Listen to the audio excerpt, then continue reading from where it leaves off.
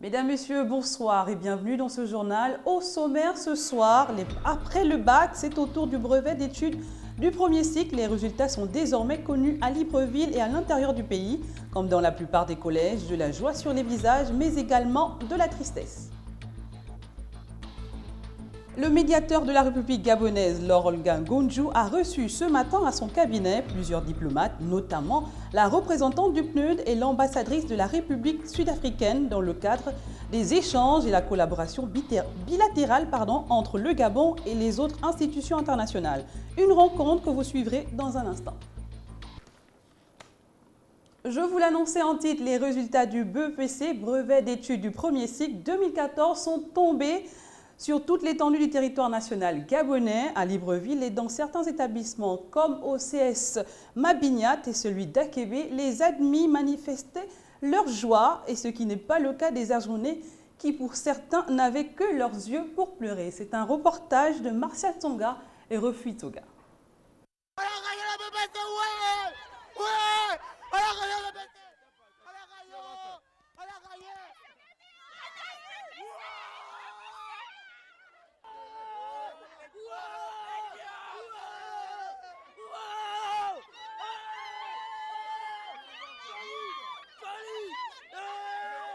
Ces cris de joie, des hommages rendus à Dieu et aux parents sont l'expression des résultats positifs obtenus à l'examen du BEPC et qui fait de ces heureux des nouveaux diplômés. Une joie partagée qui ne se laisse pas prier. C'est un sentiment de satisfaction pour moi, je me sens heureux. Je voudrais remercier d'abord le Seigneur Tout-Puissant, c'est lui qui a permis que cela puisse faire en sorte que cela puisse être possible. Donc, je remercie aussi ma famille qui m'a beaucoup soutenu tout au long. Le BEPC en poche, il y a de quoi pour certains candidats de remercier les parents et de rendre gloire à Dieu, grâce à qui l'obtention de cet examen n'aurait certainement pas eu lieu. Je remercie d'abord le Seigneur Tout-Puissant parce que c'est celui qui a fait en sorte que je puisse être admise au BEPC 2014. Je remercie aussi mes parents qui m'ont beaucoup soutenu et mes amis. Je me sens en joie parce que ma famille m'a beaucoup soutenue. Et puis ça me rend vraiment en joie parce qu'eux aussi sont joyeux aujourd'hui. Mais en montant, dans un coin retiré, parfois en larmes, il reste aux ajournés du BEPC de cogiter sur la rentrée prochaine et surtout pour le BEPC 2015. Dans le cadre des échanges et la collaboration bilatérale entre le Gabon et les autres institutions africaines, le médiateur de la République, Laure-Olga Ngonju, a reçu à son cabinet la représentante du PNUD et l'ambassadrice de la République sud-africaine. Au menu des échanges, le partage d'expériences et pour la mise en œuvre du renforcement des capacités entre les médiateurs africains. C'est un reportage de Kenyan Ngori et Justin Bitegui. C'est une journée très chargée qui attendait le médiateur de la République gabonaise. En première heure, Laure-Olga Ngonju a reçu l'ambassadrice d'Afrique du Sud au Gabon dans le cadre d'un échange d'expériences entre le médiateur du Gabon et le protecteur du peuple sud-africain. L'excellence ambassadeur d'Afrique du Sud est venue rendre visite ce matin à Madame le médiateur de la République. D'abord pour féliciter, n'est-ce pas, de sa récente nomination au poste de médiateur de la République du Gabon. Et ensuite, partager des expériences communes en termes de médiation institutionnelle, parce que vous savez qu'en Afrique du Sud également, il y a un médiateur de la République, plutôt un protecteur du citoyen, c'est ainsi que l'on appelle comme ça. En seconde heure, c'est le coordinateur résident du PNUD qui est allé échanger avec le médiateur de la République sur la mise en œuvre des actions visant à renforcer les capacités entre les médiateurs africains et les cadres qui les accompagnent. Nous avons discuté avec Madame le médiateur du renforcement des capacités que nous pourrions apporter aux divers médiateurs qui vont travailler avec elle, de la façon dont on pourrait l'appuyer pour développer sa stratégie d'opération ici au Gabon en tant que médiateur.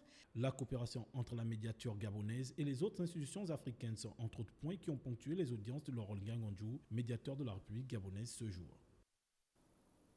Restons toujours dans cette collaboration. Le représentant spécial du secrétaire général des Nations Unies pour la région d'Afrique centrale était chez le médiateur de la République dans le cadre d'une tournée de concertation en vue de l'apaisement des conflits dans la sous-région. Aboudlaye Bathily est allé voir le médiateur 2 mois après sa prise de fonction pour une visite de courtoisie. C'était en présence de nos reporters Kenny Ongori et Justin Bitegui.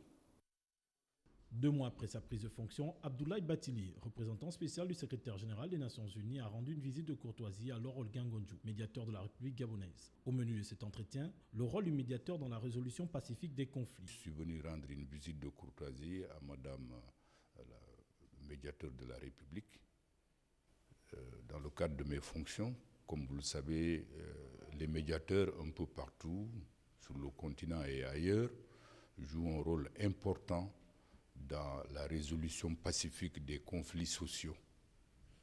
Et c'est dans ce cadre que nous avons échangé. Entre Laure Olingangonju et son hôte, il était également question de l'apport du médiateur dans les conflits qui minent la sous-région au niveau local pour que celle-ci participe à l'apaisement dans ces différentes régions en crise. Dans des conflits de cette nature, toutes les bonnes volontés sont sollicitées. Les médiateurs peuvent aussi contribuer à cela, à partir de leur pays, mais aussi à l'unisson, à l'échelle de la région. J'ai parlé avec Madame le médiateur de cette opportunité qui est offerte aujourd'hui pour l'ensemble des médiatures de la région d'Afrique centrale de pouvoir contribuer à l'apaisement. Le représentant de l'UNOCA est parti satisfait des échanges et attend du médiateur une participation importante en vue de l'épauler dans son action pour la paix dans la sous-région. À présent, ouvrons cette page culture. C'est la 12e édition du 11, 12, 13 septembre prochain. Le festival Gabao Hip-Hop ouvrira ses portes pendant 3 jours. Libreville vibrera au son du hip-hop gabonais et ceux des pays extérieurs également. Pour préparer cet événement, une conférence de presse a été organisée ce mardi 5 août dans la capitale gabonaise. Mirande, Angué et Refutoga ont assisté à cette conférence. 12 ans déjà que le festival Gabao existe. Gabao Hip Hop est devenu en 2009 Festival Gabao. Quelques raisons ici fondent la mise en place du festival. À une certaine époque, qui avait une dynamique ailleurs, notamment en Afrique de l'Ouest, qu'on n'avait pas chez nous en Afrique centrale de manière générale. Je me suis dit qu'il fallait qu'on monte un événement pour essayer de combler le vide.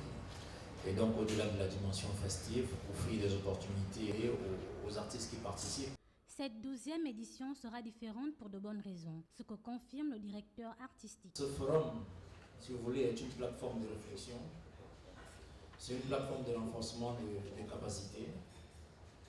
Et c'est surtout une plateforme d'échange entre les acteurs locaux et leurs pairs qui vont venir de l'étranger. J'entends par acteurs aussi bien les artistes que les professionnels locaux.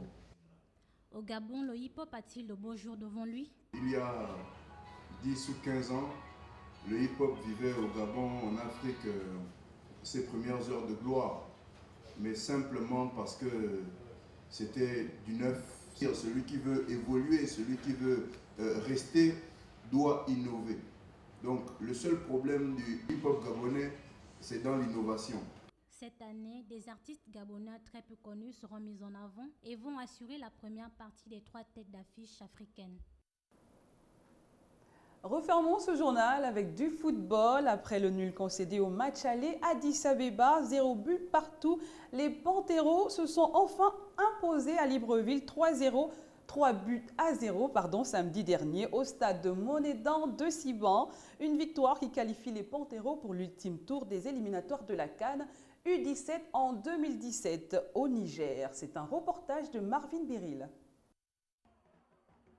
3-0, c'est le score sur lequel les Panteros se sont imposés samedi dernier face à l'Éthiopie à l'occasion du match retour du 2e tour des éliminatoires du championnat d'Afrique des Nations U17 2015 après le nul concédé à Addis Abeba, 0 but partout. Après une première période peu prolifique pour les deux formations au regard des maladresses et du manque de lucidité des 22 acteurs dans leurs actions offensives, le score sera de 0 but partout à la mi-temps. Au retour des vestiaires, les Panteros, revigorés par le message du coach Capello, ils vont multiplier les actions et vont obtenir un premier pénalty à la 63e minute suite à un acte irrégulier de Fedakou Abebe sur Banini qui, au passage, va être exclu du terrain. Un pénalty qui sera transformé par Ngouba Moudoumi, entré quelques minutes plus tôt, 1-0.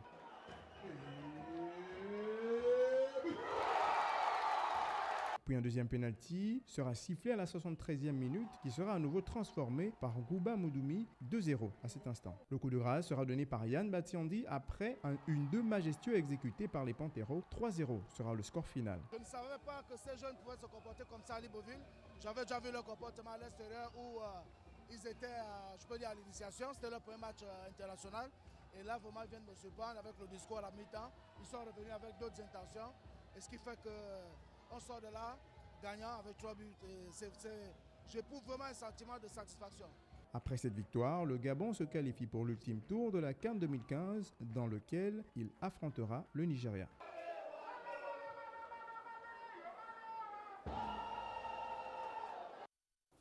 Voilà, c'est tout pour ce journal. Merci à vous de l'avoir suivi. L'info se poursuit sur www.gabonnews.com.